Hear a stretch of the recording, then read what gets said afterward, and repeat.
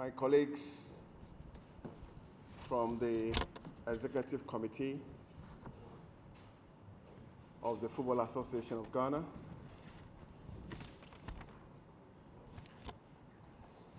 the former Deputy General Secretary of the Confederation of African Football, Tony Bafo, our honorable members of Parliament, here and guarded, led by the ever hard-working Honorable Kweku Ejenim Boatin,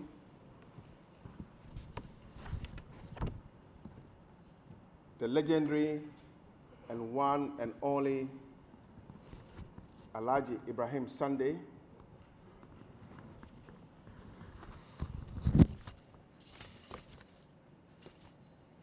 the large representation of coaches working in different categories of the football ecosystem here in present.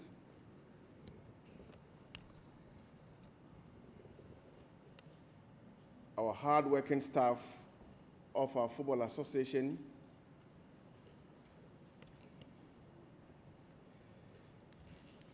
the chairman of the Referees Association of Ghana and your team,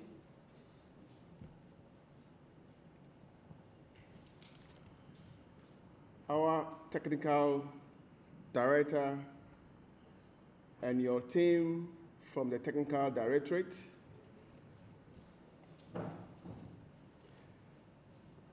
members of the media, friends from the ever-present and ever-popular support group Die Hard, led by Apirugu Chakapama,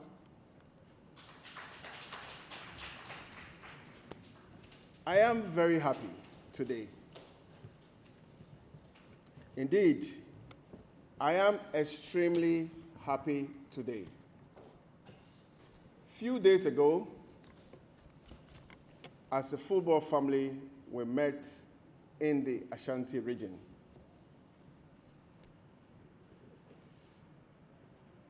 At the meeting, I did speak about the need for us to firmly focus on fixing the fundamentals of our football. At the meeting, I spoke about the practical steps your own football association has started and have been implementing to ensure we fix the foundation of our football, just to ensure that we have a sustainable football ecosystem. I also said that if we do not take the small, but most important steps in our desire to refix the Ghanaian game, we will win today, we will lose tomorrow, we will sing tomorrow, we will weep yesterday.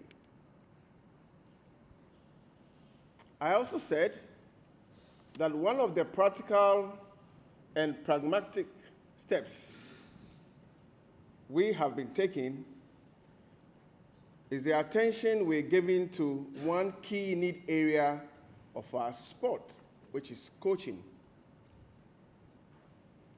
And I'm very happy that today we have a galaxy of the very best of our coaches in this venue. From our legends who are into coaching, to our legends who are into other bits of the football system, to our administrators who govern football, and most importantly, to our political leaders who represent us in Parliament and who sit on the special committee called the Parliamentary Select Committee of Sports and Culture. Today indeed marks a momentous epoch in the history of the Ghanaian game. In the year 1995, we heard about the multi-system that was preached by the legendary and the departed brother called Sam Ade. He led Ghana to the U17 World Cup and exhibited a football brand he called the multi-system football. We also know about a football identity called Agro. And I'm sure when finally you have a copy of the book, you will read at least one line that speaks or mentions the name Agro. The two examples I have mentioned here in the last moment were clear attempts by dedicated people in this country to define our identity as a powerful football nation. They did their best. They have tried their very best. Today, we are here to adore a critically important building block in our framework for fixing the fundamentals of our Ghanaian football.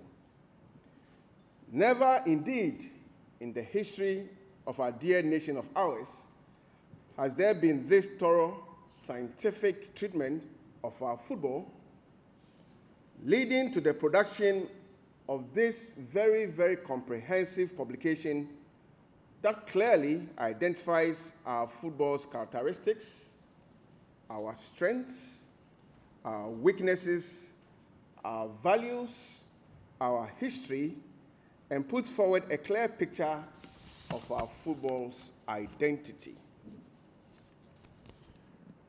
Indeed, drawing on imagery from the fields of genetics, we have christened this publication Ghana's Football DNA. Indeed, it refers to its unique generic codes and specific sets of instructions through which it functions. It is that by which a thing is specifically recognized. My colleagues here in Gadet, over the years, like I said earlier, there have been references to Ghana's brand of football. And I recall, in clear terms, examples such as the multi-system that was coined by our celebrated late national coach, Sam Ade, of blessed memory, and Agro, coined by many a Ghanaian, and in recent times, championed by the legendary Professor Mohamed Ahmed Polo. We have also heard about the Brazilian samba. We hear about the German machine. We hear about the catenaccio. Indeed, these are but a few examples of how nation states have built identities for their football. As we, as the Ghana Football Association, have said time without number, the fundamentals of our football need to be strengthened if we are to take our rightful place amongst football's nations of the world. It is in this vein that the idea to identify the trends or the threats of our football DNA was conceived. Today marks the birth of a new baby for Ghana football. The football DNA is a long-term, step-by-step plan that fosters growth and excellence in football. We are here today to adore our new baby, confident in the fact that it shall form the bedrock for our football development, drawing on relevant scientific studies and clearly outlining the brand that Ghana football ought to be. The Ghana Football Association is pleased to present this groundbreaking contribution to national sports development with the launch of the National Football Philosophy, which illustrates the essence of Ghana's football. This research document, which we will soon see, was spearheaded by the Technical Directorate with contributions from technocrats, national and club coaches, past and present, administrators, players, referees, supporters, coach instructors, coach educators, and even including politicians. Our DNA clearly identifies how we play, the current trends in football, the areas to strengthen, and how to get where we want to be with our game. The DNA of football touches on the following key items: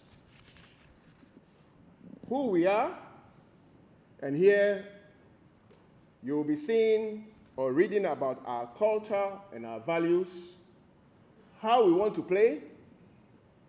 I'm told both in and out of possession, the future Ghanaian player, what's the kind of player we want to see in future representing Ghana. And here we are talking about skills and attributes, how we want to coach at different times, during games, during training sessions, and involving different and varied age groups, and how we want to support our play. Here we will be reading about tactical, technical, physical, and psychological. I'm sure our colleagues from Parliament will be asking, what at all will this DNA bring to our football? What at all? What benefit will the DNA bring to our football? We shall be looking at long-term success. The DNA will provide us with an identity and direction. The DNA would ensure proper pathways for our players, and here we are talking about player development. The DNA will clearly define our attractive style of play, and most importantly, it will also speak about our culture. In the beginning, I did say that I am extremely happy. And I did also say that I'm happy because today marks the beginning of a new identity for our football. The kind of players we want to see representing Ghana, the style of play we want to see, the physique of the players that the coaches must pick to represent Ghana, and how, as a nation, we want to play. Your agro has been taken into consideration. Your multi-system has been taken into consideration. And here we are today with the best gift to our Ghanaian game, the Ghanaian football philosophy, the DNA. My colleagues from the ESCO, I want to take this opportunity to say thank you to the Technical Director of our Football Association, Bernard Lepe. This work has taken 2 years to bring it to fruition. It's been 2 years of hard work, 2 years of research, 2 years of getting our technical men, coaches, administrators to give proper feedback to the survey that you would also see in the book. For those of you who responded positively to the survey, we say thank you. For those who did not even see and try to make positive contribution towards this book, I say thank you. Now the biggest challenge. to our coaches, our instructors, management members of our various national teams, from U15 to senior team level. Most importantly, from U15 to U23, it is time for you to work. If there will be a true meaning to this DNA, that true meaning will come from your individual efforts. And not only taking a copy of the DNA, not only studying the DNA, but also ensuring that every page of this document is implemented.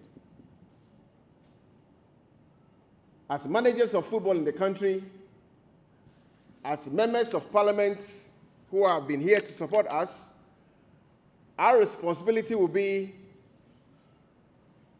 to give the needed support by way of funding, by way of policy direction, and by way of being there when our coaches need us most. This is the only way we will change our game. We have been speaking about changing our game. This is the Bible of our game. If you are a coach and you do represent Ghana and you don't read this book, it means you don't belong to us. It means you don't want to help us to truly establish the identity of our football and to implement same.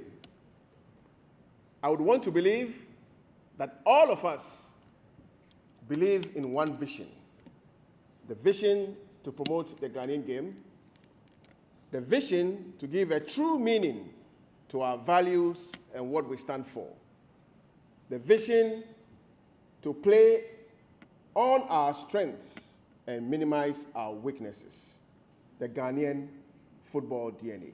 Thank you.